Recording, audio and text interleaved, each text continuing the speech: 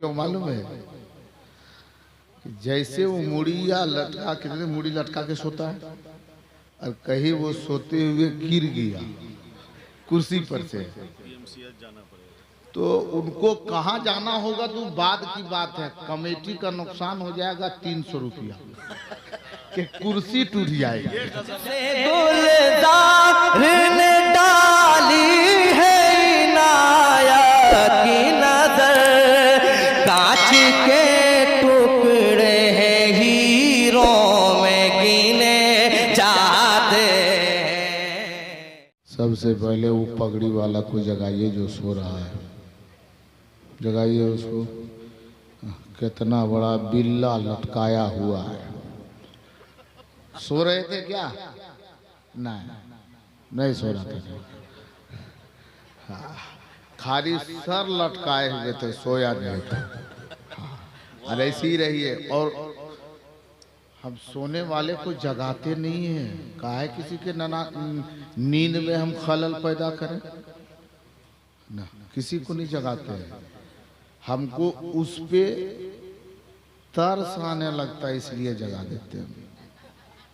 हो क्यों मालूम है कि जैसे वो मुड़िया लटका कितने मुड़ी लटका के सोता है और कहीं वो सोते हुए गिर गया कुर्सी पर से तो उनको कहाँ जाना होगा तो बाद की बात है। कमेटी का नुकसान हो जाएगा 300 रुपया कि कुर्सी टूट जाएगी। कुर्सी टूट जाएगी। वैसे तो जलसा करने वाले तो कितने परेशान होते वो तो देख भी करते हैं। कभी ऐसा होता है कि ये ट्यूबलाइट फोड़ दिया तो बत्ती तोड़ दिया तो ये हो गया वो हो गया। इस तरीके से डेकोरेशन वाले करते कि इतना इतना नुकसान हुआ, कुछ भरपाई कीजिए। जलसा वाला कितनी मेहनत से चंदा करता है और कहीं 2-3 कुर्सी टूट गई तो महंगा पड़ जाएगा ना। इसलिए आप लोग सो तो नहीं रहे हैं ना? नहीं सो रहे हैं ना? कोई सो रहे हैं? आप लोग सो रहे हैं कि जाग रहे हैं? थोड़ा हाथ उठा के बताइए कितने लोग सो रहे हैं। नहीं, अब पता चला कि यहाँ सोया हुआ आदमी भी हाथ उठाता है। जब सोया हुआ आदमी हाथ उठा सकता है तो जागा हुआ हाथ नहीं उठाएगा। थोड़ा एक मर्तबा हाथ उठा के बोले या रसूल अल्लाह, माशाअल्लाह माशाअल्लाह, अल्हम्दुलिल्लाह अल्हम्दुलिल्लाह, सुभान अल्लाह। अभी तक ऐसा लग रहा है कि अभी अभी जलसा शुरू हो रहा है। बहुत अच्छी निकाबत, बहुत अच्छी खिताबत, बहुत अच्छी वाज़ो नसीहत चंद लम्हों में जो हमने और आपने समाअत की। उस्ताजुल उलमा अदीब शहीद हज़रत नक़ीब अहले सुन्नत मौलाना महबूब गौहर साहब की मदज़िल्लुल आलिया। अच्छा बयान हुआ। चाहे निकाबत की तबस्सुल ही से हो, हमें और आपको सीख मिली है। बहुत अच्छा खिताब हुआ। खतीब अहले सुन्नत हज़रत मौलाना मोहम्मद कुतुबुद्दीन साहब की मदज़िल्लुल आली की बहुत अच्छी शायरी हुई। मद्दाही रसूल शायरी इस्लाम हज़रत क़ारी तौक़ी रज़ा साहब की मदज़िल्लुल आली की। ए भैया, आप लोग जा रहे हैं क्या? अच्छा अच्छा अच्छा। जब ये जाने वाला को पूछते हैं, अभी जैसे बोला ना, इसको समझ रहे हैं आप लोग? इसको समझ रहे हैं? इधर वाले समझ रहे हैं? इधर वाले इसको समझ रहे हैं ना? एक साहब इसी तरह जलसे से उठ करके जाने लगे। मैंने कहा किधर? ओ मुस्कुरा के बोला बोला माशा। ये क्या होता है? बोला क्या मौलाना साहब आप भी नहीं समझ रहे? बोले नहीं, समझे या ना समझे थोड़ा बताइए तो इसको क्या कहते हैं। अपनी जुबान से बोलिए, कहाँ जा रहे हैं? कहाँ? क्या बात करते, काहे मुंह खुलवा रहे हैं? बोलिए ना कहाँ जाए, इसका मतलब जुबान से बोल सकते हैं? बोला हाँ। तो बहुत उर्दू थोड़ा बोलने का शौक हो जाता है। जब उलमा के करीब आता है ना तो सोचता है कि हम भी अपना भाव दिखावे। हाँ, तो बोलने का शौक हो जाता है ना। बोला बोल दें? बोला हाँ बोलिए।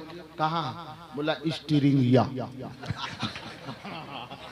जा रहे हैं? कहाँ जा रहे हैं? स्टीरिंगिया। अरे इसको स्टीरिंगिया, अजीब हालत है, अजीब है स्टीरिंगिया, अजीब है। तो नहीं, कभी कभी देखिएगा बूढ़े लोगों को या नौजवानों को देखिएगा जो इनसे इल्म से दूर है ना, कभी मुसाफा करेगा। एक मौलाना साहब के करीब आए और कहा अस्सलाम वालेकुम, वालेकुम अस्सलाम, और मुसाफा किया, और जैसे ही मुसाफा किया वैसे पढ़ा अस्तगफिरुल्लाह। चाचा पढ़े क्या अस्तगफिरुल्लाह। अब मौलाना साहब इधर उधर देख रहे हैं कि अब हम क्या पढ़े। बोले उसका जवाब फट से दे दो। बोला कौन सा जवाब रहेगा। हम बोले पढ़ो ला हौला वला कुव्वता इल्ला बिल्लाह। जैसा सवाल वैसा जवाब। हाँ, इसका क्या बोलते हैं, वो बोला क्या, इसको क्या कहते हैं, इस्तिंजा। इस्तिंजा समझ रहे हैं आप लोग भी करते हैं क्या? यहाँ के लोग इस्तिंजा करते हैं। अल्लाह का शुक्र है कि यहाँ के लोग इस्तिंजा भी करते हैं, वरना तो एक जलसे में ऐसे पूछा गया तो पता चला था कि इस्तिंजा तो वहाँ करते हैं, उस मोहल्ले वाले गांव वाले इस्तिंजा करते थे, लेकिन हफ्ता में एक मर्तबा करते थे। आप लोग भी हफ्ता में एक मर्तबा इस्तिंजा करते हैं? अरे जोर से बोलो ना। रोजाना करते हैं? रोजाना एक मर्तबा। अच्छा, जब जब जरूरत पड़ती है इस्तिंजा किसको करते हैं? अरे जोर से बोल ना। हाँ, किसको कहते हैं इस्तिंजा? पेशाब। हाँ, पेशाब समझ लिए? पेशाब करने को इस्तिंजा कहते हैं। ये सही है? अरे सही है। लगा है ना सही मौलाना साहब, इसी तो हम लोग इस्तिंजा कहते हैं, पेशाब करने को इस्तिंजा। अच्छा ये बताइए, अगर पेशाब को इस्तिंजा कहते हैं तो पेशाब खाली आदमी ही करता है कि जानवर भी करता है? जानवर करता है कि नहीं करता? अरे जानवर पेशाब करता है ना। तो जानवर पेशाब कर रहा हो तो क्या कहिएगा, अभी मेरा बैल इस्तिंजा फरमा रहा है। इस्तिंजा पर बैल को कहिएगा। अरे एक चीज भी जान लीजिए, एक चीज भी ख्याल रखिए, एक लफ्ज देता हूं, गौर कीजिएगा, गौर कीजिएगा कि बैल जब पेशाब करता है ना, कितना ही वो बैल अस्कतिया हो, कसलान की बीमारी हो, सुस्ती हो, कुढ़िया हो, हाँ, लेकिन याद रखिए जब भी बैल पेशाब करेगा तो खड़ा होकर करेगा। पेशाब करेगा तो क्या करेगा? खड़ा हो जाएगा। रात के 12 बजे अगर बैल को पेशाब की जरूरत पड़ी ना, बैठा है, सो रहा है, बैठ के सर जमीन पे रखा है, लेकिन जब पेशाब की हाजत पड़ेगी तो 12 बजे रात उठ करके खड़ा होगा, पेशाब करेगा, फिर बैठेगा। खड़ा होकर पेशाब कौन करता है? अरे जोर से बोलना। खड़ा होकर के पेशाब करने वाला क्या होता है? क्या होता है? अब सोच लीजिए, जो खड़ा पेशाब करता है वो क्या है? अरे जोर से बोले क्या है? हाँ, अब देखिएगा कि कौन कौन बैल है। आज के बाद में अंदाजा लगाइएगा कि अपने इलाके में कितना बैल है। अंदाजा लगाइएगा कि कितना आदमी है और कितना बैल है। वो पता चल जाएगा। एक नुस्खा दे दिया ना। हाँ, इस्तिंजा वो कहता था हफ्ते में एक मर्तबा करता था। अल्लाह का शुक्र है दिल भाग भाग हो गया कि यहाँ के लोग रोजाना करते हैं। और पूछा गया इस्तिंजा किसको कहते हैं? बोला पेशाब करने को। अरे तो पेशाब तो बैलो करता है। पेशाब करने के बाद पेशाब के रास्ते को साफ करना, मिट्टी के ढेले वगैरह से पानी से धोना, पानी लेना, पाकी हासिल करना, इसका नाम है इस्तिंजा। तो आदमी ये रोजाना नहीं करता है, अक्सर देखिएगा हफ्ता में एक मर्तबा इस्तिंजा करता है। कब? वो भी जुमा का दिन, कि नहा धो के गया जुमा पढ़ने और वहां पेशाब की हाजत पड़ी तो इस्तिंजा खाने में गया, पेशाब किया, इस्तिंजा किया, जुमा खत्म, इस्तिंजा खत्म। फिर एक हफ्ता के बाद इस्तिंजा करेगा और उसके बाद नारा लगाएगा गौस का दामन, तो सब जवाब देगा नहीं छोड़ेंगे, और हफ्ता में एक दिन इस्तिंजा करेंगे। ये कैसा दामन पकड़ा है? ये कौन सा दामन पकड़ा? गौसुल वरा की पाकीज़ा मजलिस में आने वालों, एक पैगाम देना चाहता हूँ। पूरा मजमा एक मर्तबा पेशगी बोले सुभान अल्लाह। अच्छा, ये बीच वाले जो हैं इसके पास ये लोग सो रहे हैं क्या?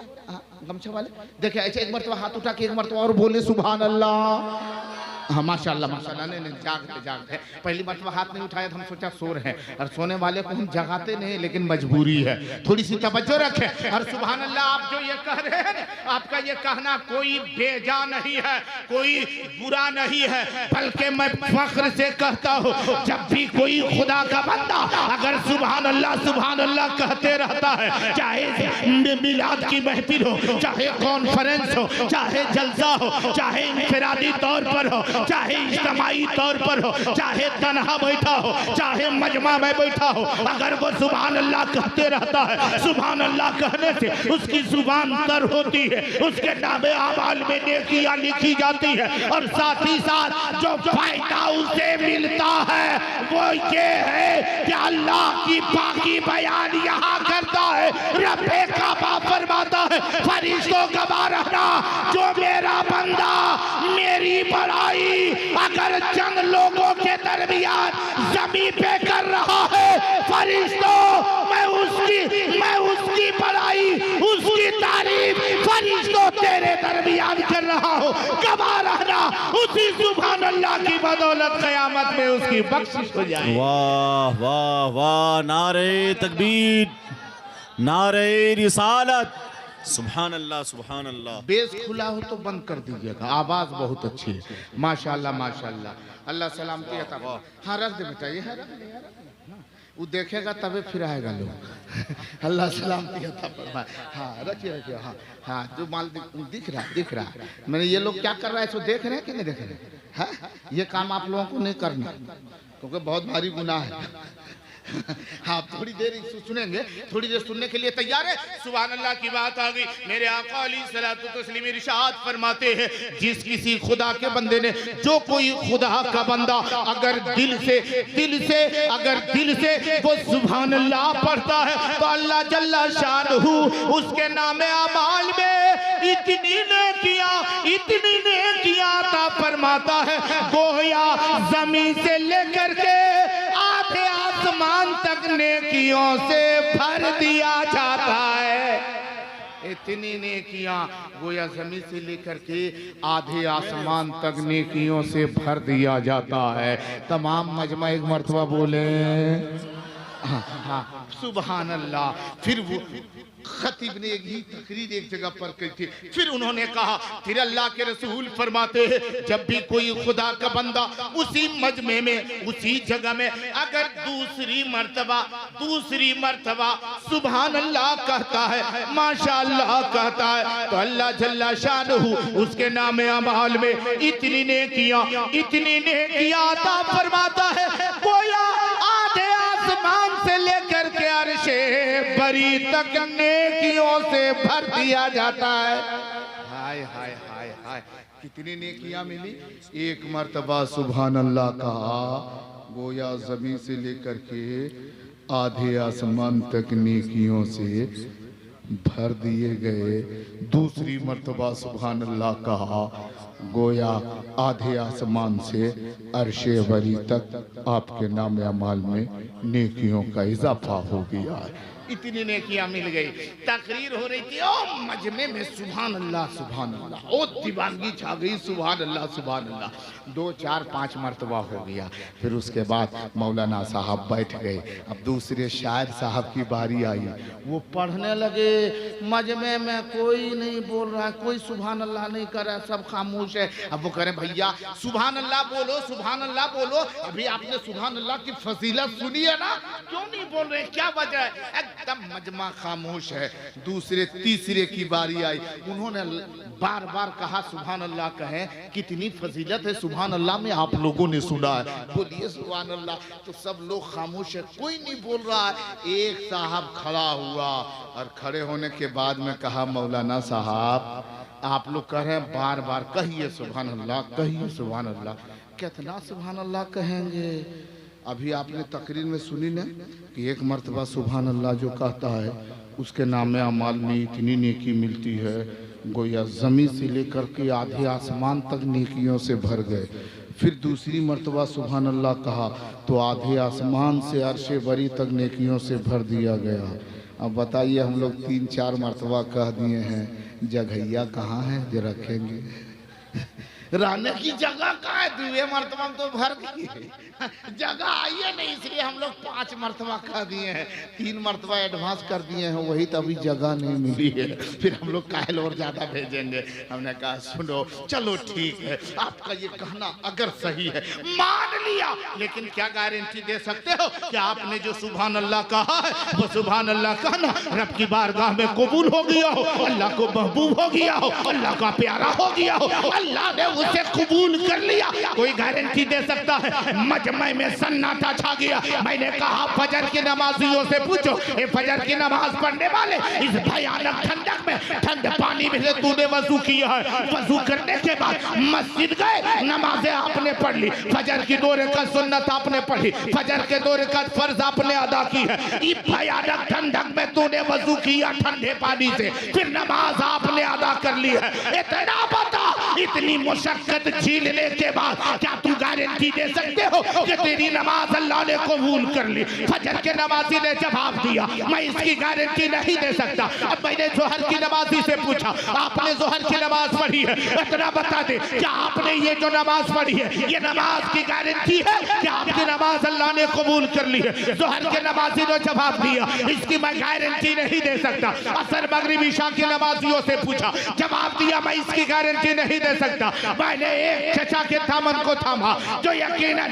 हमसे कुछ उम्र में ज्यादा थे, मिसले चचा है। मैंने कहा ये कौन है? जवाब दिया ये काबे का तवाफ करके आया है, हज करके आया है। मैंने कहा हाजी साहब इतना बता दे हज करने में कितने पैसे खर्च हुए? जवाब दिया 4 लाख खर्च लगा। मैंने कहा चलो 4 लाख खर्च हो गए, लेकिन इतना बता दे 4 लाख आपने पसीने की कमाई लगा के खर्च की है। फिर उसके बाद मक्के तक पहुंचे, मक्का मदीना गए, लेकिन मक्के में गए तो काबे का तवाफ किया, खिलाफे काबा को बोसा दिया, हजरे अस्वद को तो आपने चूमा है, मक्का में इब्राहिम पे 2 गाना आपने अदा कर ली है, सफा और मरवा की सही की है, मुज़दलिफा तो अरफात में हाजिरी दे दी है, मदीना तैयबा में हाजिरी दे करके गुंबद खजरा की ज़ियारत कर ली है। लेकिन इतना बता दे कि आप गारंटी दे सकते हैं कि आपके हज को अल्लाह ने कबूल कर लिया? हाजी साहब ने जवाब दिया इसकी गारंटी मैं नहीं दे सकता। हज करना नमाजियों का जवाब, हाजियों का जवाब यही था कि हज करना मेरा काम है, कबूल करना खुदा का काम है। लिहाजा मजमे में जलसे गौसुल वरा में आने वालों हर बात जुबान को सुभान अल्लाह से तर करो और नियत ये करो कि सुभान अल्लाह कहना हमारा काम है, इसे कबूल करना तो खुदा का काम है। इसलिए सुभान अल्लाह कहते रहो। और उस पाकीज़ा मजलिस में हम और आप तशरीफ लाए हुए हैं, आपकी हाजिरी हुई है। क्या नाम है? जलसे गौसुल वरा। किसी ने कहा मौलाना जहांगीर आलम ओवैसी अजीब सिस्टम पैदा हो गया। हमने कहा हुआ क्या? बोला जब 11वीं का महीना जो आप कहते हैं ना रबीउस सानी को कि ये 11वीं का महीना है, 11वीं शरीफ का महीना है। ए भैया ए टोपियल, हाँ सुनिए ना, इधर देख के जाइए ना, थोड़ा चेहरा देखें। हाँ माशा, अच्छा अच्छा अच्छा, हाँ हाँ वो जाते जाते कह रहा हम जा नहीं रहे, आ रहे हैं। अब सोच लीजिए कि आने वाला किधर जाता है, उल्टी चल रहा है। अल्लाह सलामती अता फरमाए। वो आ जाएंगे, जरूरत से गए हैं, आपको भी जरूरत हो तो जा सकते हैं, कोई टेंशन नहीं है, लेकिन फिर आ जाइएगा। मेरी तकरीर सुने या ना सुने, मुअज्जम शोरा अभी तशरीफ रखे हुए हैं और बहुत शोरा अभी बाकी है, उनकी शायरी आप हजरात को समाअत करनी है। मैं तकरीर शुरू करूं, सुनेंगे आप लोग? सुनने के लिए तैयार हैं? अरे सुनने के लिए तैयार हैं? एक मरतबा पेशगी बोले या रसूल अल्लाह। माशाअल्लाह माशाअल्लाह, सुभान अल्लाह, अल्हम्दुलिल्लाह, अल्लाह सलामती अता फरमाए। कहा जब रबीउस सानी का महीना आता है, मस्जिद के इमाम को देखिए, जब वो तकरीर करते हैं एक बात बोलते हैं कि गौसे आजम ने मुर्दा को जिंदा कर दिया। अच्छा बताइए, आप लोग भी कभी सुने कि नहीं सुने? अरे जोर से बोले, सुने हैं ना? गौसे आजम ने मुर्दा को, अरे जोर से बोले, मुर्दे को हाँ, मस्जिद का इमाम तकरीर करे कि गौसे आजम ने मुर्दा को जिंदा कर दिया, और मुकर्रिर तकरीर करे गौसे आजम ने मुर्दे को जिंदा कर दिया। जलसा हो तो भी यही तकरीर, मिलाद हो उसमें भी तकरीर, कॉन्फ्रेंस हो उसमें भी तकरीर, मस्जिद में खिताब हो उसमें भी तकरीर, मोहल्ले में बयान हो उसमें भी तकरीर। हर जगह देखिए सब मौलवी ये तकरीर करते हैं कि गौसे आजम ने मुर्दा को जिंदा कर दिया। जहांगीर आलम ओवैसी, मौलाना साहब आप बताइए आखिर लोग ऐसा क्यों करते हैं, क्यों ये तकरीर करते हैं? हम बोले इसमें बुराई कौन सी है? कहा चाहिए बताइए, मुर्दा मरा हुआ आदमी जिंदा कैसे हो सकता है? ये तो हमको समझ में नहीं आता है। मैंने कहा चल सुनिए, गौसे आजम ने मुर्दा को जिंदा कर दिया तो इसमें हैरत की क्या बात है? बोला हैरत की बात नहीं है। अच्छा ये बताइए गौसे आजम का पैर था कि नहीं? हमने कहा हाँ पैर भी था। बोला हाथ? बोला हाथ भी है। कहा मैंने कहा आँख कान नाक पूरे जिस्म इंसान जिस्मानियत ये इंसानों की तरह। कहा जब वो इंसान होकर के मरा हुआ इंसान जिंदा कर दे, ये कोई मानने वाली बात है? हम बोले अभी तुम इसी चक्कर में लगा है कि गौस ने मुर्दा को जिंदा कर दिया। और बड़ी बात बताऊं? बोला बोलिए। हम कहे तुम यही चक्कर में लगा कि गौस ने मुर्दा जिंदा किया है। मेरे गौस ने जहां मुर्दा जिंदा किया है वहीं मुर्गा भी जिंदा कर दिया। कहा मुर्दा भी जिंदा और मुर्गा भी। अभी तक तो सुने थे, अब एक और आपने बढ़ा दिया कि मुर्गा भी जिंदा कर दिया। मुर्गा कहीं जिंदा हो सकता है? हमने कहा आप भी चाहेंगे तो जिंदा कर सकते हैं। वो खिलखिला गया, बोला बहुत अच्छी जगह आ गए। हाँ, जल्दी कोई बताइए कौन सा तरीका अपनाना पड़ेगा कि मुर्गा जिंदा हो जाएगा? हाँ, कौन तरीका? हमने कहा तरीका तो बता देंगे। बोला तो जल्दी बता दीजिए ना, ताकि साल में 2 मुर्गा खरीदवे करेंगे। बोला काय को? बोला एक मुर्गा शाम को ज़बह करेंगे, रात में बाल बच्चे सब खाएंगे, सुबह सारी हड्डी को इकट्ठा कर करके उसको कहेंगे उठ। मुर्गा खड़ा हो जाएगा, उसको अलग उधर बांध देंगे और पहले जो बंधा हुआ मुर्गा उसको सुबह ज़बह कर देंगे। दिन भर बाल बच्चे उसको खाएंगे और शाम को उसको कहेंगे अब तुम जाओ उस जगह पे, उठ। उसको खड़ा कर देंगे, उसको बांधेंगे, बंधा हुआ लाएंगे। बस 2 मुर्गा में तो 12 महीना चल जाएगा। हाय हाय, फायदे के लिए फौरन पलट गया। मैंने कहा मुर्गा जिंदा किया। बोला तो बताइए ना, हम भी कर सकते हैं? बोला हाँ हाँ आप भी कर सकते हैं। आप लोग भी सोचते होंगे कि बढ़िया मौलाना बोला है कि वो मुर्गा जिंदा करने का तरीका बताइए दे रहा है। अब जितना मुर्गा है सबको उठा करके खड़े करके रख देंगे हैं? लेकिन सुने, आप लोग भी सुनेंगे। अरे चाहते हैं आप लोग भी मुर्गा जिंदा हो जाए? चाहते हैं? जिंदा करना चाहते हैं?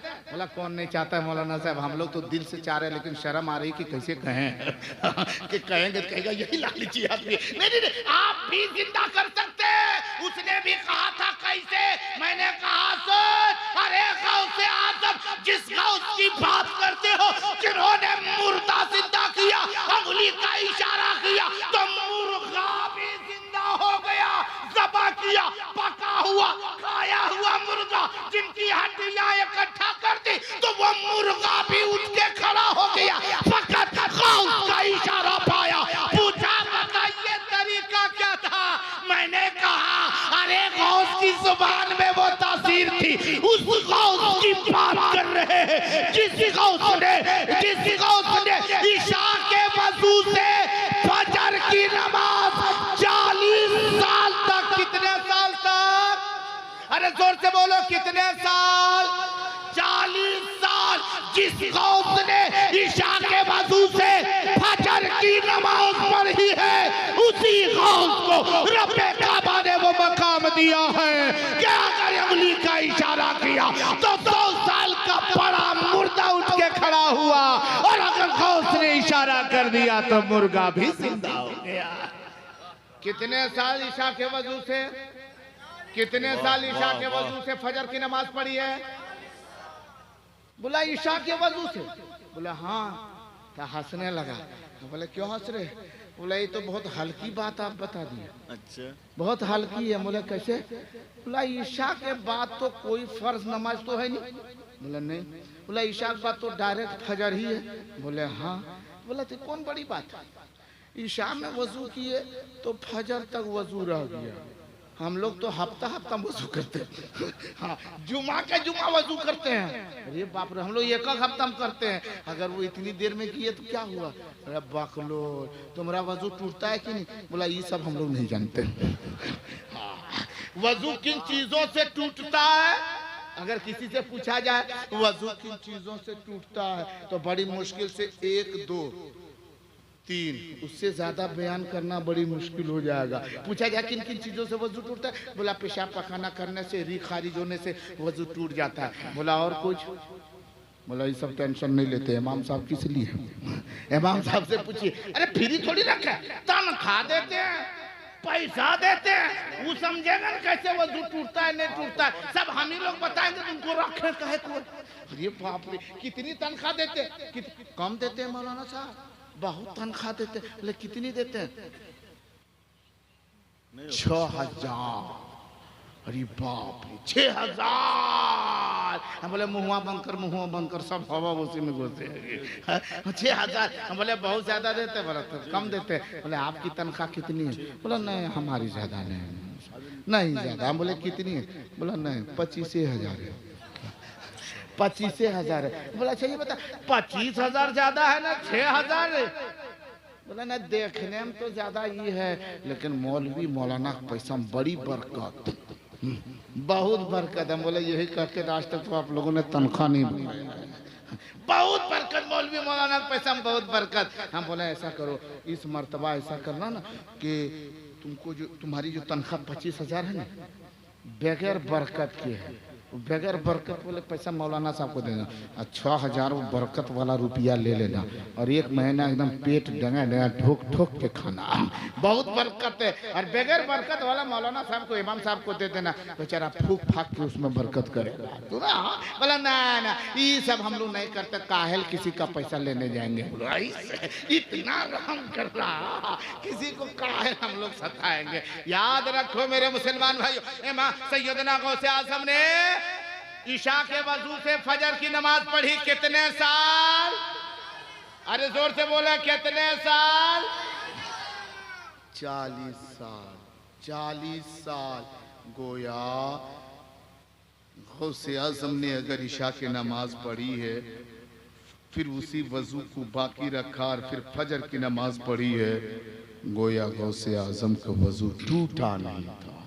एक चीज और देखिए, सिर्फ पेशाब पाखाना री के अखराज से ही वजू नहीं टूटता, उसके अलावा बहुत सारे हैं। उनमें एक ये भी है कि जिसमें में कहीं कटन लग जावे, कट जावे, उससे खून निकल के बह जावे, उलमा इकराम फरमाते हैं कि वजू आपका फासिद हो गया, वजू टूट गया। कभी ऐसा होता है कि आदमी ईशा का वजू किया या किसी वक्त वजू किया, वजू करके अभी नमाज पढ़ने को जा रहा था और जाते ही जाते फिर सोचा कि पहले खाना खा लो। खाना खाया, खाने के कुछ दाने या उसके रेजे दांत में फंस गए, कोई तिनके को लिया, खिलाल करना शुरू कर दिया और खिलाल करते करते करते मस्जिद तक गया। और जब उसे देखा खिलाल किया, थूका तो थूक खून से लाल हो गया था, रंगीन हो गया था, थूक का कलर बमिसले खून हो गया था। अब उसे थूकते गया, मस्जिद गया, वहां कुल्ली किया, नमाज पढ़ लिया। मुफ्तियान इकराम से फरमाइए, पूछिए, फरमाते हैं कि नमाज नहीं हुई क्योंकि उनका वजू टूट गया, खून निकल गया था, वजू टूट गया। अब इतनी नहीं कि खाली खून निकले तो वजू टूट जावे। एक चीज और देखिए, नवाक़िज़े वजू में से एक ये भी है कि अगर कोई सो गया तो वजू, अरे जोर से बोलो, सो गया तो वजू टूट गया। अब चाहे लेट के सोवे, चाहे टेक लगा के सोवे, चाहे चुपचाप बैठ करके सो जाए। कभी कभार देखिएगा जुमा में इमाम साहब वो तकरीर पे तकरीर, बयान पे बयान, लोगों को तालीम दे रहे हैं, तकरीर कर रहे हैं, वाज कर रहे हैं, नसीहत कर रहे हैं, और बैठे बैठे जुमा में सो रहा है। लगता है एकदम पहाड़ पर चढ़ रहा है। कभी करते चढ़ते सोते सोते कहेगा ऐसा अजीब है, ओ इमाम साहब की तकरीर हो रही और 3 मरतबा गियर बदलता, लगता पहाड़ पे चढ़ रहा, और उसके बाद घुड़सना इधर गिरा, इधर गिरा।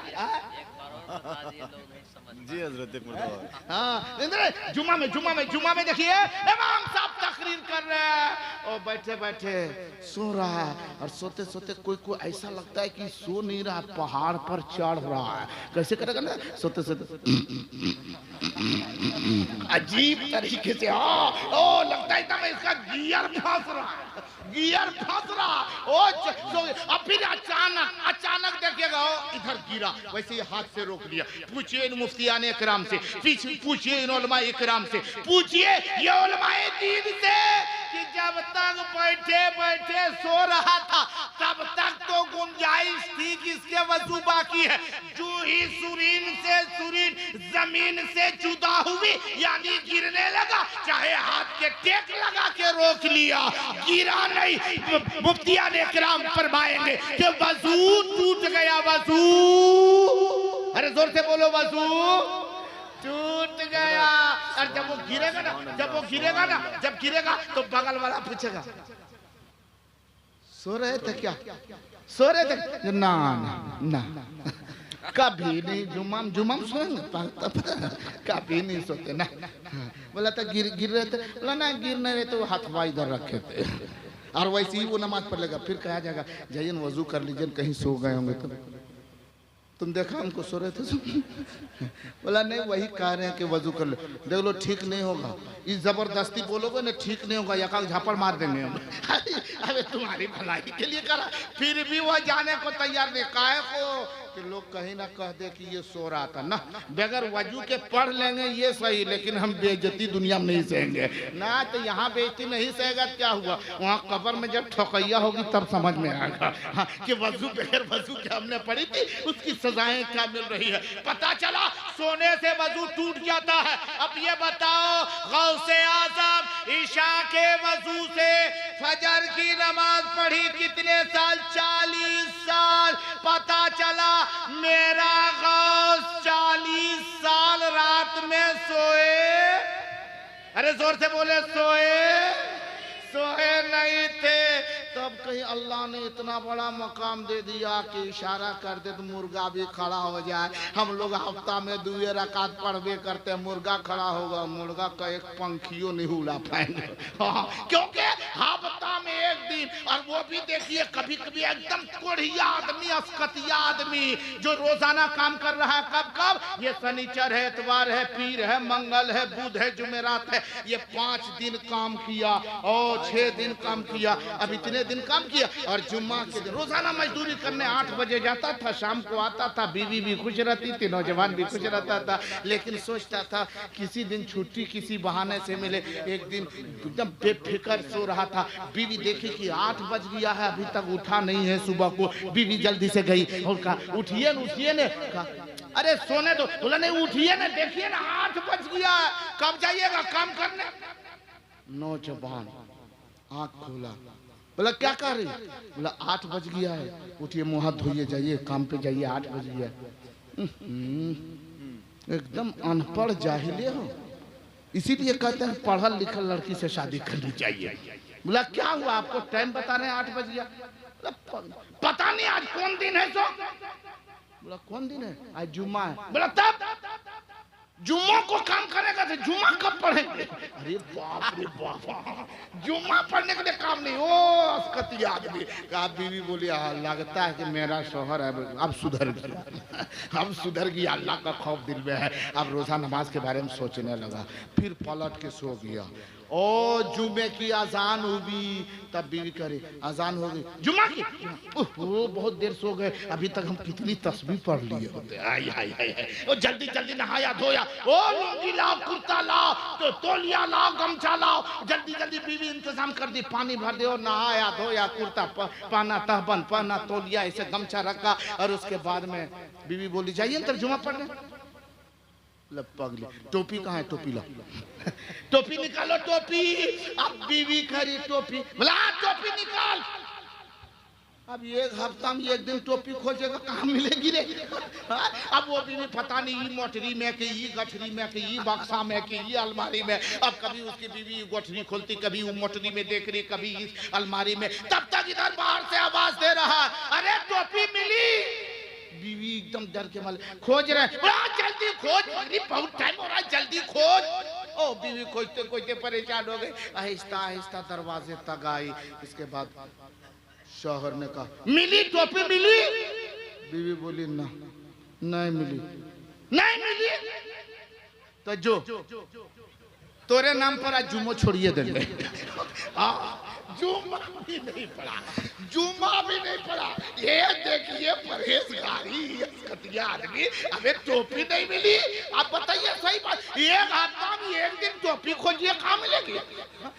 और आलम ये कहेगा माशाल्लाह तोरे नाम पर छोड़ दिया। अब तुम समझो, वो समझेगी कि तुम समझेगा बेटा, बाद में पता चलेगा, अभी तुम्हें पता नहीं चल रहा है। लोगों, अपने अमाल को सुधारो, अपने आप को अच्छा बनाओ। अगर हम अच्छे हो गए, हमारा बेटा अच्छा हो जाएगा। हम अच्छे हो गए, हमारी औलाद अच्छी हो जाएगी। अगर माँ बाप अच्छे बनेंगे, उनकी औलादें अच्छी बनेगी। अगर माँ बाप सजदा करेगा, बाल बच्चे सजदा करते देखेंगे, यकीनन वो भी उनके अंदर भी सजदे की तरह पैदा हो जाएंगे। अगर आपको कुरान की तिलावत करते देखेंगे, बाल बच्चे आपके औलाद कुरान की तिलावत करने के शौकीन हो जाएंगे। अगर आप बुजुर्गों की ताज़ीम करेंगे, बच्चों के अंदर वो जज्बा पैदा होगा। अगर आप अपने इमाम की इज्जत करेंगे, बच्चों के अंदर वो जज्बे पैदा होंगे। पता चला, अगर माँ बाप नेक हो जाएंगे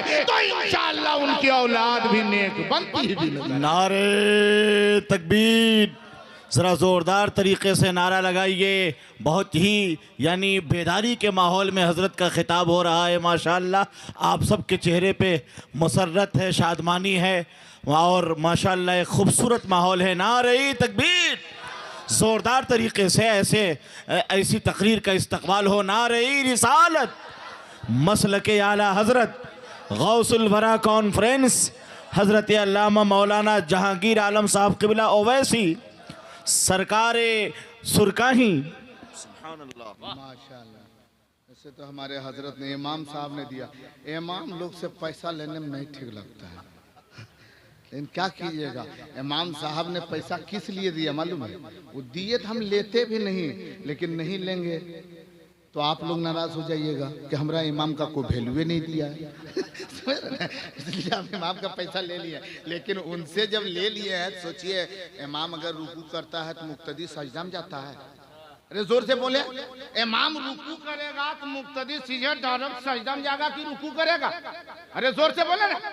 इमाम खड़ा रहेगा तो मुक्तदी लोग बैठल रहेगा, खड़ा रहेगा ना। इमाम बैठा, मुक्तदी भी बैठा। इमाम रुकू में गया, मुक्तदी भी रुकू। इमाम सजदे में गया, मुक्तदी भी सजदे में। इमाम 20 टका दिया तो मुक्तदी 30 टका देगा, नहीं देगा ना? अल्लाह सलामती अता फरमाए। ये मोहब्बत है ताकि आप थोड़ी देर बेदार है ना। अरे जोर से बोले, बेदार है ना, माने जाग रहे हैं ना। अल्लाह सलामती अता फरमाए, अल्लाह सलामती अता फरमाए। अल्लाह, हाँ, कहाँ से लेके बार बार आ रहे हैं? जहाँ से आ रहे हैं वहाँ थोड़ा और बढ़ाने बोलिए।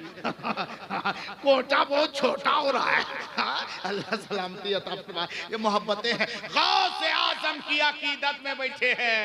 माशाअल्लाह माशाअल्लाह। और एक बात सुने, बहुत सारी बातें सुने होंगे। एक बात मैं बताना चाहता हूँ, इन उलमा को देख रहे हैं, ये उलमा को देख रहे हैं, आप अपने इमाम की जो इज्जत करते हैं ना, एहतराम करते हैं ना, ये कम बड़ी बात नहीं है, बहुत इससे आपको सिला मिलता है। कैसे जानते? एक बात मैं बताऊं, कोई लतीफा नहीं है, वैसे अगर बोलने का चाहूँ तो बहुत सारी बातें बोल सकता, लेकिन इस वक्त वो बात नहीं बता रहा। एक सच्ची बात बताता हूँ। एक इलाका है, वहाँ मैं अपनी जो है सो कही बात नहीं है, बल्कि देखी दिखाई हुई बात बताता हूँ। लेकिन वो देखा, उस जगह पर मैं मौजूद था, लेकिन बादहू वो सुनाया गया, लेकिन मैं उसी जगह पर था। क्या मामला था मालूम है? उस गांव में ईद की नमाज आप लोग भी पढ़ते हैं कि नहीं पढ़ते? अरे बोलो भाई, ईद की नमाज पढ़ते हैं ना मुहर्रम में? बोला हाँ, मुहर्रम में ईद की नमाज पढ़ते हैं लोग। अरे ईद की नमाज पढ़ते हैं? बोला हाँ। मुहर्रम में? हाँ। सब में हाँ। मुहर्रम में पढ़ते हैं। ईद की नमाज ईद के दिन पढ़ते हैं। ईद की नमाज होती ना ईदगाह में, देखते उस गांव में एक बहुत बड़ा मैदान है और उस मैदान में वो ईदगाह अभी बनाए नहीं गए। ईदगाह के लिए एक छोटी ईद, एक ईद की ऐसी बाउंड्री कर दी, एक ईद बस जमीन से लगाई, निशान बना दी गई और उसमें बहुत बड़ा मैदान है। वो उसमें अपनों का भी है, गैरों का, हमारे हिंदू भाई का है, हमारे मुसलमानों का, सब लोग उस जमीन पे, सरकारी जमीन हो या जो भी, सब लोग वो जमीन अभी खाली है, उसमें कोई खेती बाड़ी नहीं होती। वो चटियल भाई ऐसा मैदान है जिसमें घास फूस है, जानवर भी उसमें लोग ले जा करके चराते हैं, जानवर भी उससे चारा हासिल करते हैं और अक्सर उधर जितने मोहल्ले देहात है सबके जानवर उसी जगह पे जा करके चारा लेते थे, चरते थे। अब उसी जगह पर, उसी मैदान में ईदगाह है। ईद की नमाज का दिन है, ईद का दिन है, नमाज पढ़ने के लिए ईदगाह या नमाजी सब पहुंच रहे हैं, मुसलमान जा रहे हैं। उनमें जब देखा, वो चरवाहों ने देखा कि जो लोग पहले देख चुके थे ना, वो समझ गए कि आज ईद का दिन है, ये मुसलमानों की टोली आ रही, मुसलमानों की बारात आ रही, ईदगाह में नमाज पढ़ेंगे। लेकिन एक शख्स उसमें था, हमारे हिंदू भाई में से, वो जानता नहीं था, वो पहली मर्तबा देखा था कि आखिर ये मुसलमान इतने तादाद में लोग आ रहे। वो देखे कि ओ सफेद कपड़े हैं किसी के रंगीले, लेकिन सबके सर पर टोपी है, रुमाल है, गमछा है, ओ साफ सफाफ नजर आ रहे। उसने अपने बिरादरी से पूछा, वो मेरी उसी मोहल्ले के रहने वाले हैं, उस मोहल्ले वाले उसने अपनी बिरादरी से पूछा, इन लोग कभी कल नहीं आए, परसों नहीं आए, लेकिन अचानक आज इतनी तादाद में लोग आ रहे हैं, ये क्या है? बोला आज उन लोगों का ईद का दिन है, ईद की नमाज पढ़ने आ रहे हैं। वो देख रहे हो ना एक एक ईटा की जो घेराव लगाए हैं? बोला हाँ। बोला उसी के अंदर ये लोग जाएंगे और ईद की नमाज पढ़ेंगे। बोला ईद की नमाज पढ़ते कैसे है? बोला देखना कैसे पढ़ते। बोला चलो देखेंगे। अब वो तो पहले जानता था और वो जो बता रहा ना, जो अपनी बिरादरी से पूछ रहा था, वो जानता भी था और इतना जानता था कि अक्सर आज के मुसलमान के बच्चों को भी उतना मालूम नहीं है।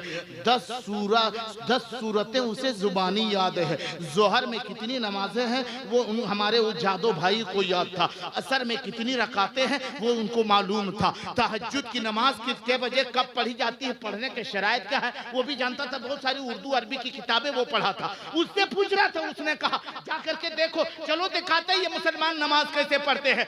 जब वो एक अनजान आदमी को लेकर के ईदगाह के करीब आया ना, थोड़ी ध्यान दीजिए, ईदगाह के करीब आया तो देखा सारे मुसलमान ये सफे लगाए हुए हैं, सफे लगा करके खड़े हैं, एक दूसरे से कांधा मिलाए खड़े हैं, एक दूसरे से कांधा, इसके दाहिने जानिब में कांधा लगा है, बाएं जानिब से कांधे में कांधा मिलाया है और इस तरीके से एक लाइन में 60 से 70 आदमी, दूसरी सफ है, तीसरी, चौथी, पांचवी, छठी सफ है, इस तरीके से न जाने कई सफे हैं। कई मोहल्ले के लोग उस ईदगाह में नमाज पढ़ने आते थे और जब देखा सब एक दूसरे से कांधा मिला के खड़े हैं, लेकिन एक आदमी है जो ये अकेला आगे खड़ा है, तो वो कहने लगा सब में तो मोहब्बत है, तो लगता है पूरा मोहल्ला वाला इसको अकेले छाट दिया है इसको आगे कर दिया है। देखते हैं उसका दाहिना तरफ भी कोई खड़ा नहीं, बायां तरफ भी कोई खड़ा नहीं। ये कौन गलती किया है जो इस तरीके से कोई इसके अगल बगल खड़ा होना नहीं चाहता है।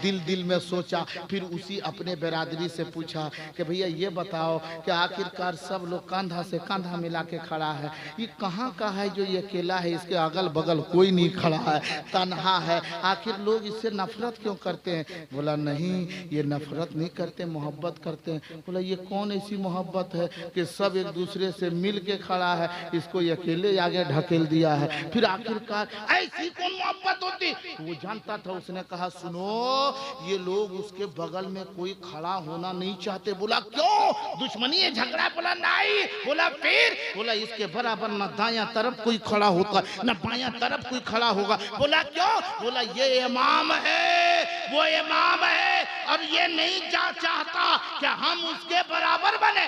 बूढ़ा भी है लेकिन वो इमाम देख रहे जवान है ना, बूढ़ा भी उसके बराबर खड़ा नहीं होना चाहता, खुद उसका बाप भी उसके बराबर खड़ा नहीं होगा, खुद उसका दादा भी उसके बराबर खड़ा नहीं होगा, मोहल्ले वाला उसके बराबर खड़ा नहीं होगा, उसका पीर भी है तो वो भी पीछे है, फकीर है वो भी पीछे है, तहज्जुद गुजार है वो भी पीछे है, तकवा तहारत वाला वो भी पीछे है, काबे का तवाफ करके आया हाजी है वो भी पीछे। बोला ऐसा क्यों? जवाब दिया इसलिए कि वो इमाम है और ये लोग अपने इमाम की इतनी इज्जत करते कि नमाज में उसके बराबर वो अपने नमाज में उनके बराबर कोई खड़ा नहीं हो सकता।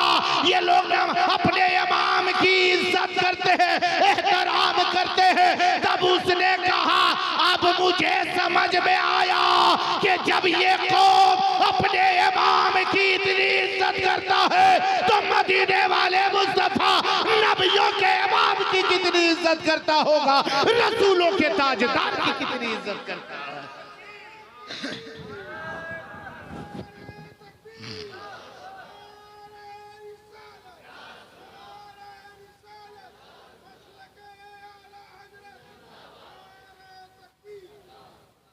लेकिन आज हम लोग कितनी इज्जत करते हैं।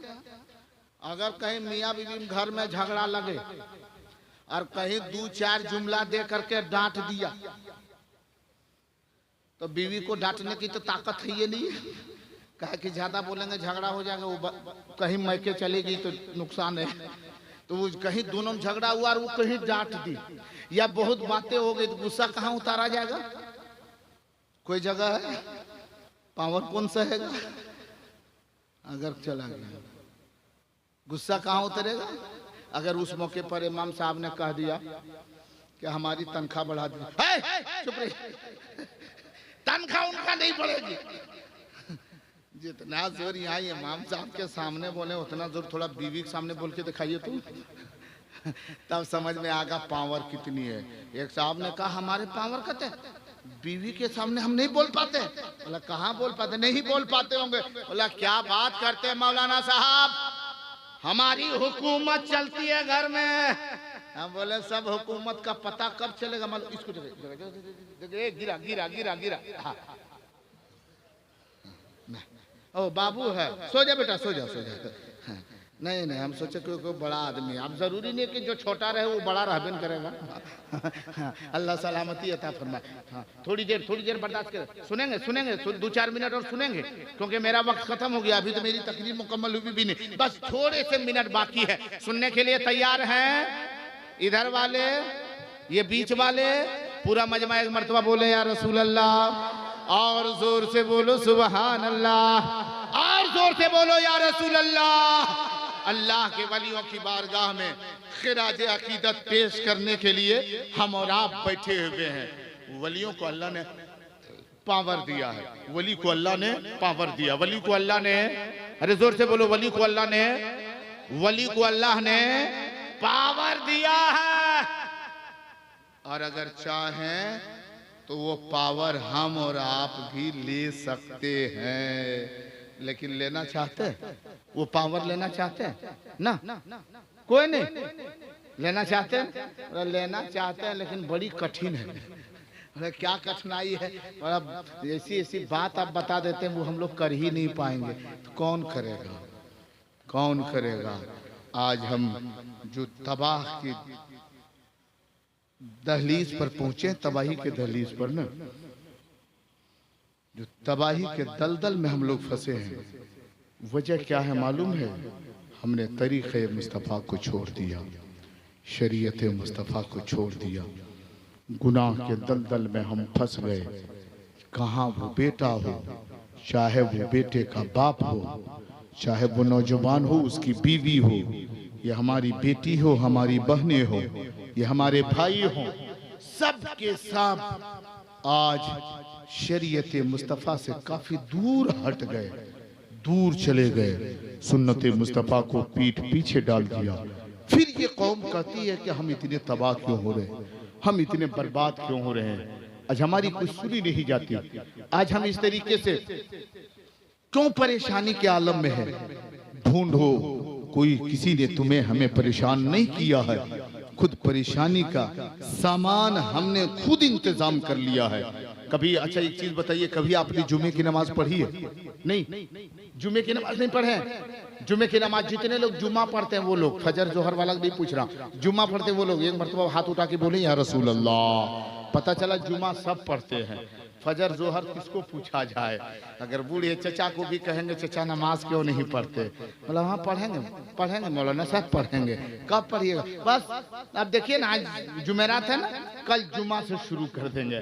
मैंने कहा चचा बहुत शुक्रिया, जुमा से नमाज पढ़ लेंगे। पढ़ेंगे ना? बोला हाँ हाँ पढ़ेंगे। हाँ माशाल्लाह, अल्लाह सलामती अता करे। एक हफ्ते के बाद मुलाकात हो गई। चचा अस्सलाम वालेकुम, खैरियत से है? बोला वालेकुम सलाम। देख के पहले मुस्कुराया, मैंने सोचा शायद कि नमाज पढ़ना शुरू कर दिया। हमने कहा तब चचा ठीक लग रहा है नमाज पढ़ने में? ये अभी शुरू कहाँ किए बोला शुरू कब कीजिएगा? बोला ना सोचे थे जुम्मा को शुरू कर देंगे, लेकिन नहीं कर पाए, अब की जुम्मा से शुरू करेंगे। हाँ हम बोले ठीक है तो जल्दी शुरू कर दिए। बोला क्या कहे मौलाना साहब, बहुत परेशानी है। हम बोले क्या परेशानी? बोला देखिए ना इधर। हम बोले तो आप ही तरफ तो देख रहे हैं। बोला नहीं पैरवा देखिए कैसे हिल रहा है से। बोला क्या हुआ है? बोला खड़ा रहते हैं तो लगता है कब गिर जाएंगे कब गिर जाएंगे, ये पैरवा काम नहीं करता, देख रहे हिल रहा है, हिला के दिखा दिया। हम बोले चाचा तो बैठ करके नमाज पढ़िए। बैठ के नमाज पढ़ेंगे हो जाएगी? बोला हाँ हो जाएगी। तो आज तक कोई मौलाना बताया नहीं था, अब पढ़ेंगे। मैंने सोचा समझ गया, लेकिन एक हफ्ता गुजर गया, फिर खैरियत लिया। बोला अभी तक शुरू नहीं किया। बैठ के पढ़ेंगे क्या हजरत बताऊं? मैं सोचा बैठ करके पढ़ूंगा, लेकिन जब बैठता हूँ ना तो उठ नहीं पाता हूँ, और जब खड़ा हो जाता हूँ तो बैठ नहीं पाता हूँ। तो हम बोले ऐसा कीजिए ना, थोड़ा लेट के सुत के नमाज पढ़िए। बोला है लेट के भी नमाज पढ़ने से हो जाएगी? बोले हाँ। वो देखिए नमाज न पढ़ने वाले बहाना, मतलब खड़ा नहीं रह पाते, देखने ना लाठी के सहारे से अभी गिर जाएंगे। और अगर कहीं गांव में बारात आ गई और कहीं ढोल डीजे बाजा नाच गाना, और उसके बाद में देखिए चचा लाठी ले खड़ा है। चाचा चाचा खैरियत से? इधर। बोला अरे किधर गया? ना मौलाना साहब ये नहीं देख रहे हैं, 1.5 घंटा से देख रहे हैं। इधर आ गए? बोला ना ना किधर, हमारा नतिया आया था, किधर चल गया? वे खोज रहे हैं। तो नतिया यही खोजेगा रे नचवे में, नाच गाना वही खोजेगा, वो खोज रहे हैं। 1.5 घंटा खड़ा रहेगा और फिर भी कहेगा हम खड़े नहीं रह पा रहे। और उसके बाद में कब नमाज पढ़ने जाएगा मालूम है? जब काम नहीं करने लगा, बात की शिकायत कनकनी, एकदम बूढ़ा हो गया है, तब मस्जिद का दरवाजा पहुंचेगा। इमाम साहब नमाज पढ़ा रहे, पीछे से गया नमाज में, जमात में शरीक हो गया। इमाम साहब रुकू में गए तो ये भी ठीक है, डॉन है ना, रुकू में ठीके उतर गया। इमाम साहब क़याम की तरफ पलटे, और जब सजदा में गए तो ये वो भी, जब इमाम साहब सजदा में गए तो ये जनाब चचा भी अरे सजदे में गया तो घुटना से पहले हाथवे पहुंच गया, डॉनमा फौरन उतर गया। लेकिन जब इमाम साहब सजदे से फिर क़याम की तरफ पलटे, अल्लाहु अकबर, अल्हम्दुलिल्लाहि रब्बिल आलमीन अर्रहमानिर रहीम मालिकी यौमिद्दीन पढ़ते जा रहे हैं, पहुंच गए वलव्वालीन। तब तक चचा एक हाथ घुटना पर, एक हाथ जमीन पर गियर बदल रहे हैं। तब कहीं जाके खड़ा हो गए। तब तक इमाम साहब जब तक ये खड़ा नहीं हो पाए तब तक 3 आयत पढ़ के फिर इमाम साहब रुकू में, फिर फौरन रुकू में। आलम ये है जवानी में इबादत कर, जवानी में इबादत कर। मेरे आका अली सलातो तस्लीम फरमाते हैं ये बुढ़ापे में ना मुंह में दांत है ना पेट में हाथ है, बोलेगा कुछ तो सुनने में लगेगा कुछ। इसलिए उस वक्त अल्लाह की इबादत कर कि तू कुरान की तिलावत भी ठीक से कर सके, रुकू भी ठीक से कर सके, सजदा भी तू ठीक से अदा करे, खुदा की इबादत में अपने आप को मुनहमिक कर दे। अगर तुम ऐसा करोगे, जवानी में इबादत करोगे, तुम्हें इबादत का भी सवाब मिलेगा, तुम्हें जवानी की हिफाजत का भी सवाब मिलेगा। आज हम इन चीजों से दूर हैं। जानते न शौहर बीवी के हक को अदा कर पाता, न बीवी अपने शौहर की कदर कर पाती है, न ये औलाद अपने माँ बाप के हुकूक को अदा कर पाते हैं। वजह यह है, आज वही वजह है कि आज हम लोग कामयाब नहीं है, आज हम लोग कामरान नहीं है। लोग अपने आप को संवारने की कोशिश नहीं करते। मैंने कहा एक बात, जुमा पढ़ते ना, बोले भाई जुमा की नमाज पढ़ते हैं ना। जब जुमे की नमाज पढ़ने के लिए एक नौजवान निकला, एक नौजवान, गौर से सुनो, बहुत देर तक सुने, अब इस बात को सुने। एक नौजवान जुमा पढ़ने के लिए घर से निकला नहा धो के। उस नौजवान की माँ ने कहा बेटा ये देख मेरे सामने खड़ा है, तेरा बच्चा है, ये मेरा पोता है। देख मैंने इसे कुर्ता पजामा पहना दिया, सर पे टोपी भी लगा दी है, बेटा खुशबू भी लगा दी। आज मेरे इस पोते ने जिद किया है कि मैं भी मस्जिद जाऊंगा नमाज पढ़ने। बेटा जुमा पढ़ने इस बच्चे को ले जा, मेरे पोते को ले जा, मेरे पोते को ले जा बेटा, लेते जा। वो नौजवान ने कहा माँ ये छोटा बच्चा, छोटा बच्चा, ये सो रहा, इसकी कहाँ ध्यान है?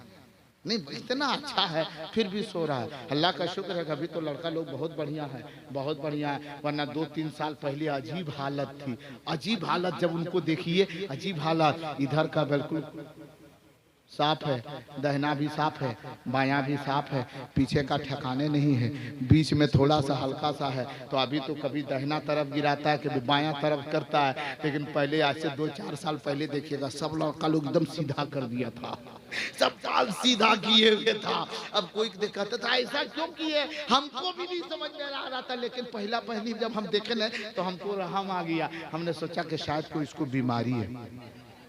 वो कौन सी बीमारी? गैस्ट्रिक की बीमारी है, लगता है इसको गैस्ट्रिक की बीमारी है। सब गैसवा इधर से निकल के बाहर हो रहा है, अजीब तरीके से बाल सबका खड़ा रहा करता था। अल्लाह का शुक्र है अभी ठीक है, लेकिन फिर भी अपने अंदर सुधार पैदा करो। मैं कह रहा था जुमे की नमाज पढ़ने नौजवान निकला, माँ के कहने पर अपने छोटे से बच्चे को लेकर के चला। अब इधर देखे वो नौजवान जब मस्जिद की तरफ गया, मस्जिद के करीब गया, मस्जिद के अंदर जब दाखिल हो गया, अचानक देखो उस नौजवान ने कहा बेटा रुक जा। वजू खाने के करीब गया, नौजवान ने वजू करना शुरू कर दिया। और जब वजू करना शुरू किया, पहले दोनों हाथ गट्टों तक धोया, फिर कुल्ली किया, नाक में पानी चढ़ाया, चेहरे को धोया, दोनों हाथ गहनियों समेत धोया, सर का मसा किया, यानी तरतीब से वजू करने लगा। वो नौजवान वजू कर रहा, लेकिन उसका बच्चा वो देख रहा है, देखा मेरा बाप मुंह हाथ धो रहा, ये पता नहीं कि वजू क्या है, तो कि पहली मर्तबा आया है। वो देख रहा है कि मेरा बाप वजू के बारे में सोच रहा है कि मेरा बाप मुंह हाथ धो रहा है, क्यों ना हम भी मुंह हाथ धोवे। वो वजू नहीं समझता, बाप को देखा देखी वो भी मुंह हाथ धोना शुरू किया। फर्क ये है कि उसका बाप, वो नौजवान बाप तरतीब से वजू कर रहा है, तरीके से वजू कर रहा है, और एक बदी गिरे जो तरीका है, कुल्ली किया, नाक में पानी चढ़ाया, चेहरा धोया, फिर दोनों हाथ गहनियों तक धोया, यानी तरतीब से धो रहा था वो नौजवान। लेकिन बच्चा समझा मेरा बाप मुंह हाथ धो रहा है, उन्होंने भी धोना शुरू कर दिया। उसे क्या पता तरतीब क्या है, वजू किया है। कभी उसने कुल्ली किया, कभी उसने चेहरे को धोया, कभी उसने फिर पैर को धो लिया, कभी उसने फिर हाथ को बाद में धोया, पहले 2 घोंट पानी भी पी लिया। ऐसे करता किसी तरह वो वजू के तरीके को मुंह हाथ धो करके तैयार हो गया। अपने नौजवान बाप के साथ फिर मस्जिद के अंदर दाखिल हुआ, और जब मस्जिद के अंदर दाखिल हुआ, उस बच्चे ने देखा कि मेरा बाप कानों तक हाथ उठाया है, नाफ के नीचे लाके बांध लिया, यानी सुन्नत जुमा पढ़ना शुरू किया, कबले जुमा की सुन्नत पढ़ने लगे। अब वो बच्चा बगल में खड़ा है, वो बाप को देखा देखी वो भी कान तक हाथ उठाया, नाफ के नीचे लाके बांध लिया, क्योंकि बाप को करते हुए देखा है, वैसे ही ये भी किया है। लेकिन फर्क क्या है, उस नौजवान की निगाह सजदे की जगह पर नीचे देख रहा है, वो नौजवान नीचे देख रहा है, लेकिन ये बच्चा उस सजदे की तरफ निगाह नहीं, नीचे की तरफ निगाह नहीं, बल्कि निगाह किधर है, अपने बाप के चेहरे की तरफ है। वो बाप की तरफ देख रहा है, इसलिए ताकि देखे कि मेरा अब्बू अब क्या करेगा। जो ही वो नौजवान रुकू में गया है, बच्चा भी रुकू में गया, नौजवान सजदे में गया, बच्चा भी सजदे में गया। लेकिन फर्क क्या था, नौजवान की पेशानी, नाक की हड्डी सजदे में लगी थी, लेकिन वो बच्चा अपनी पेशानी को सजदे में नहीं रखा था, बल्कि अपना कनपट्टी सजदा में रखा था। इसलिए कि देखे मेरा अब्बू अब क्या करेगा। ये नौजवानों कभी इसके ऊपर गौर की कि बच्चा वही कर रहा है जो बाप को करते हुए देख रहा है। पता चला अगर आप जैसे अमल करोगे बच्चों पर वैसा असर होगा। मेरी बेटियों तुम भी ध्यान दो, मेरी बहनों तुम भी इसका ख्याल रखो, मेरी माँ तुम भी इसके बारे में सोचो कि आप जैसे करोगी ना, आपकी औलादें भी वैसे देख के करने पे मजबूर हो जाएगी। या तो उन्हें वही सबक मिलेगा, या तो उन्हें वही दर्स मिलेगा। इसलिए अगर हम अपनी औलाद को सुधारना चाहते हैं, अपने औलाद को अगर नेकोकार बनाना चाहते हैं, अपनी औलाद को अगर सही बनाना चाहते चाहते हैं, अपनी औलाद की मुस्तकबिल को संवारना चाहते हैं, तो पहले अपने आप को अच्छा बनाना पड़ेगा, पहले अपने आप को अच्छा बनाना पड़ेगा। अगर हम नमाज पढ़ेंगे, हमारी औलाद नमाज पढ़ते देखेगी, वो भी नमाज पढ़ने लगेगी। हमारी औलाद अगर हमें शराब पीते देख ले, कहीं हमारा बच्चा शराबी ना बन जावे। हमें सिगरेट नोशी, ताड़ी नोशी करते देख ले, ताश की पत्तियां पलटते देख ले, बच्चे के अंदर भी ताश की पत्तियां उड़ाने और पलटने की शौक पैदा ना हो जावे। इसलिए लोगों, अपनी औलाद की मुस्तकबिल को बनाना हो तो अपने आप को सुधारो। हम और आप अच्छे हो जाएंगे, हमारी औलाद भी अच्छी बनती नजर आएगी। आज इन चीजों से हम काफी दूर हैं। आज हमारे यहाँ जलसा होता है, जलसे होते हैं, कितना खर्च किया, मेहनत किया हमारी उन उलमाए इकराम ने, यहाँ के नौजवानों ने, बिलखुसूस यहाँ के हमारे उलमाए इकराम जो आलिमियत की दस्तार भी ले चुके या जो पढ़ रहे हैं, हमारे तलबा हजरात काफ़ी मेहनत की, यहाँ के नौजवानों ने मेहनत की, इतना बड़ा पिंडाल सजाया। आज हमारा आलम यह है, एक चीज बताइए, हम जलसे में आए हैं, आप अपने आप के बारे में सब सोचे। हमारा बेटा भी आया, हम जलसे में बैठ गए, बेटा मेरा घूम रहा है। क्या वो विदेश से बाजार में घूमने वाला आया था? विदेश से बाजार में घूमने वाली बच्ची आई थी? नहीं, अपने इलाके का, हमारे और आपके ही घर का है। कभी हमने ये सोचा कि कल अपने बच्चियों की खबर लेंगे, कल अपने बच्चों की खबर लेंगे। जलसे में गए तो बाजार क्यों घूम रहे थे, ताकि आज अगर हम उसकी खबर ले लेते ना, कल जलसा होगा, हमारे वो बच्चे, हमारी वो बच्चियां बाजारों में तफरीह नहीं करेगी, जलसे में बैठ करके दीन की बातें सुनने के लिए तैयार हो जाए। शर्त ये कि कभी हमने खबर ले तो आज हम उसकी खबरगिरी नहीं करते, और कल हो करके ये होगा कि कल वो बूढ़ा बाप, अभी जवान है ना तू, जब बूढ़ा होगा ना तो दौड़ के आएगा, मौलाना गौहर साहब, अल्लामा गौहर साहब, नकीब साहब, हजरत मौलाना इनामुल साहब, हुजूर पीर साहब, सैयद साहब, एक ताबीज़ दे दिए। बोला क्या हुआ? बोला मेरा बेटा मुझको नहीं चाहता है, मेरा बेटा मुझे नहीं चाहता। क्यों नहीं चाहता? वजह क्या है? उसको बिगाड़ा किसने? आज मेरी बेटियों को देखिए, पहले की बेटियां होती थी, अगर बच्चा रोता था ना तो माँ तराने सुनाती थी दरूद की। आज तो बच्चा रोने लगे तो सीधे कहते मोबाइल देखा, और अगर मोबाइल कहीं शौहर के पास है तो किधर गए? बोला क्या, ये मोबाइलवा दीजिए, बाबू रो रहा है, मोबाइलवा दीजिए, मोबाइलवा दीजिए। हाँ, हम बाजार जा रहे हैं, मोबाइल ना ना मोबाइलवा दीजिए, हम बबुआ रो रहा है, तू मोबाइल लेके जाएगा तो।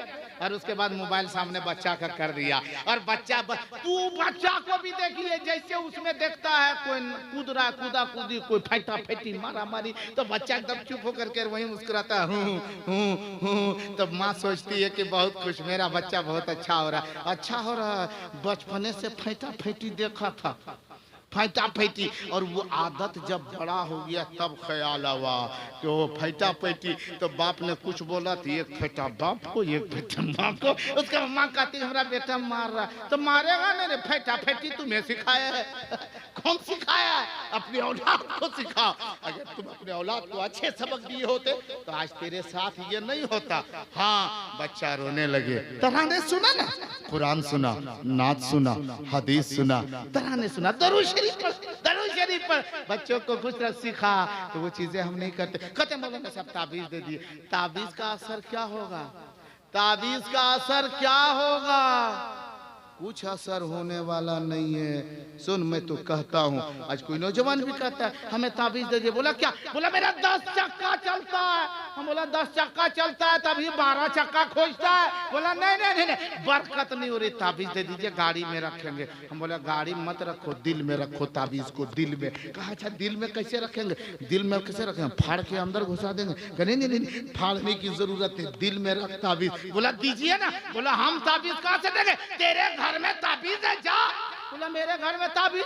हम तो आज तक देख में नहीं किया मेरे घर में ताबीज का। अब बोला रे पगला, जाकर के देख, तेरे घर में 2-2 ताबीज है, 2-2।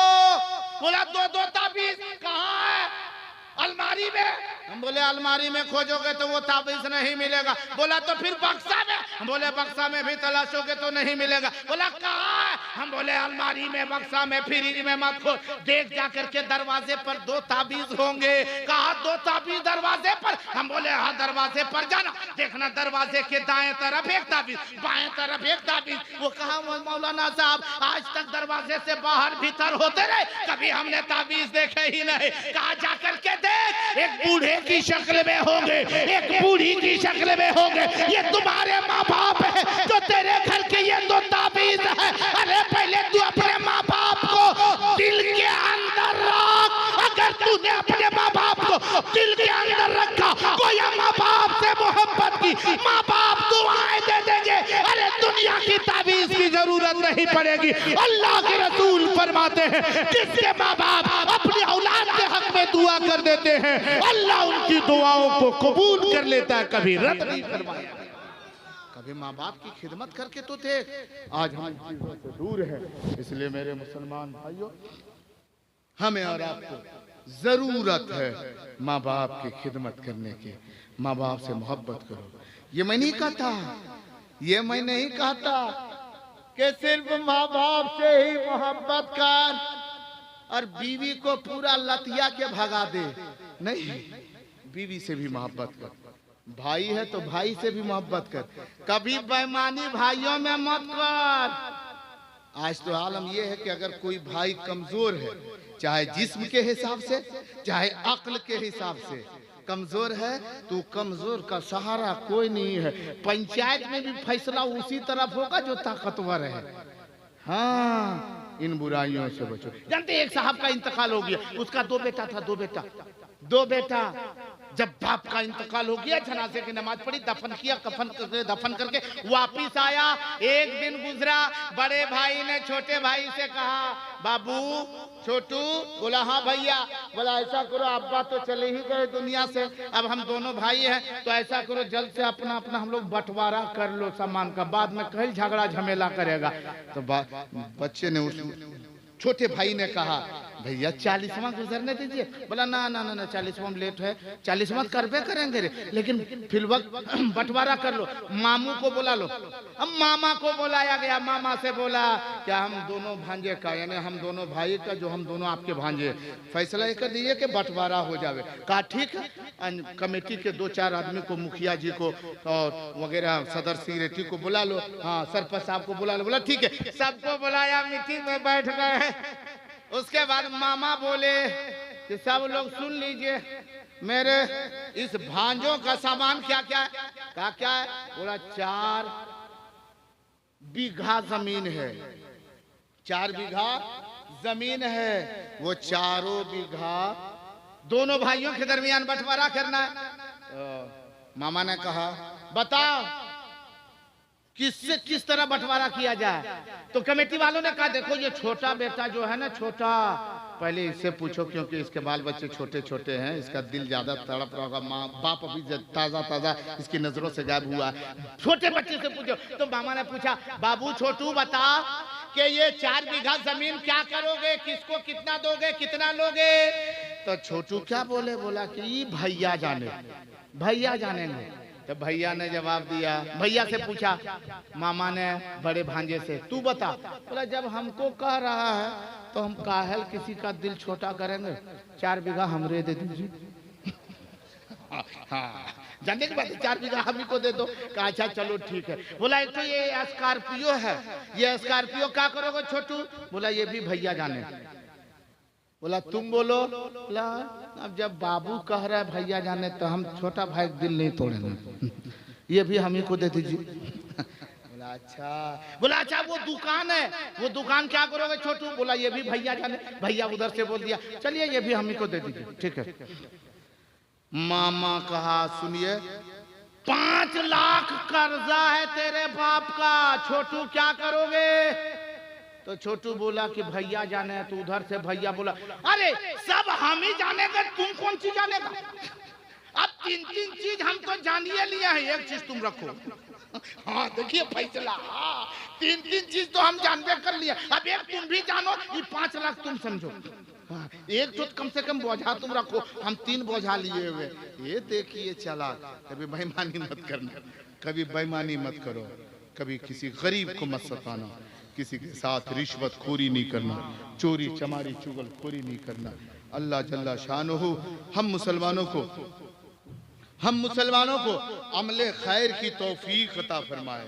जोर से बोले, अरे जोर से बोले आमीन। हम मुसलमानों को नेक अमल करने की तौफीक अता फरमाए।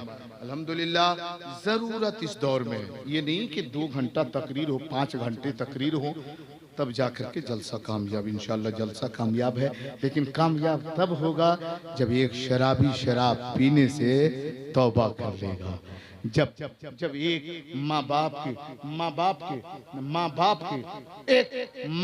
के नफरमान जलसे में आने के बाद उससे तौबा करके माँ बाप का फर्मा बरदार बन जाएगा, तब कहीं जा कर के समझिए कि हमारा आना, हमारा कहना, हमारी गुफ्तगू करना, हमारा खिताब करना और आपका सुनना ये कामयाब हो गया है। इंशाअल्लाह जिंदगी सलामत रही, कभी मौका मिला तो हाजिरी होगी।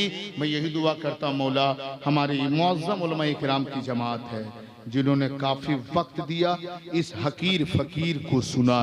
मैं इन्हें नहीं सुनाना था, इनसे मैं तो फैज़ ले रहा हूँ। ये सब हमसे इल्म में, अमल में, तकवा में, तहारत में सबसे हमसे सब अफजल है, आला है, बरतर है, बाला है। बस मैं इनसे दुआएं लेकर के आप तलक में कुछ पैगाम पहुंचा रहा था।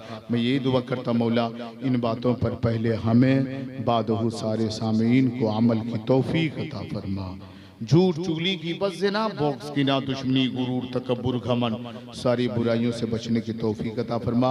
आमीन सुम्मा आमीन। जिंदगी सलामत रही, कभी मौका मिला हाजिरी होगी। अस्तगफिरुल्लाह रब्बी मिन कुल्ले ज़ंबि व अतूबु इलैह। कलमे हक का विर्द करके कुलूब व अज़हान को मनव्वर कीजिए, जुबान को वज़ू दीजिए, दिल को तथीर बख्शिए और पढ़िए ला इलाहा इल्लल्लाहु मुहम्मदुर रसूलुल्लाह सल्लल्लाहु अलैहि वसल्लम। तशरीफ ला रहे हैं।